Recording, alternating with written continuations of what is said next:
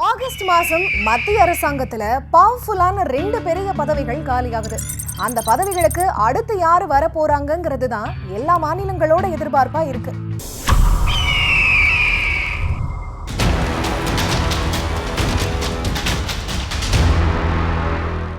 Cabinet செக்ரட்டரியும் home செக்ரட்டரியும் தான் மத்திய அரசுல உச்சபட்ச அதிகாரங்களை கொண்ட பதவிகளா பார்க்கப்படுது. கேபினட் செக்ரட்டரியா தமிழ்நாடு கேடர் IAS ஆன TV சோமநாதன் இருக்காரு. ஹோம் செக்ரட்டரியா இருக்கிற கோவிந்த் மோகன் சிக்கிம் கேடரை சேர்ந்த IAS அதிகாரியாவா.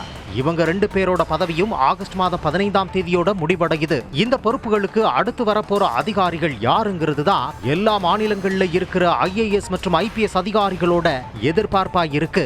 இந்த நிலையில கேபினட் செக்ரட்டரியான சோமநாதன் மத்திய அரசோட செயலாளர்களுக்கு ஒரு முக்கியமான கடிதத்தை எழுதியிருக்காரு. அது IAS வட்டாரங்கள்ல முக்கியமான பேசு பொருளாக இருக்கு.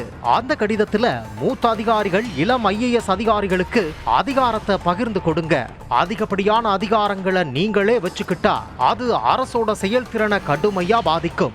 இளம் அதிகாரிகளுக்கு முக்கிய முடிவெடுக்கிற திறமைய வளர்த்துக்கிற வாய்ப்பை தடை செய்யறதா கருதப்படும்னு அட்வைஸ் செஞ்சிருக்காரு. பிரதமர் மோடிக்கு ரொம்பவும் நெருக்கமான அதிகாரியா பார்க்கப்படுற சோமநாதனோட இந்த முக்கிய அட்வைஸுக்கு பின்னால பிரதமரும் இருப்பாரோங்கிற சந்தேகம் அதிகாரிகள் மத்தியில ஏற்பட்டு இருக்கா.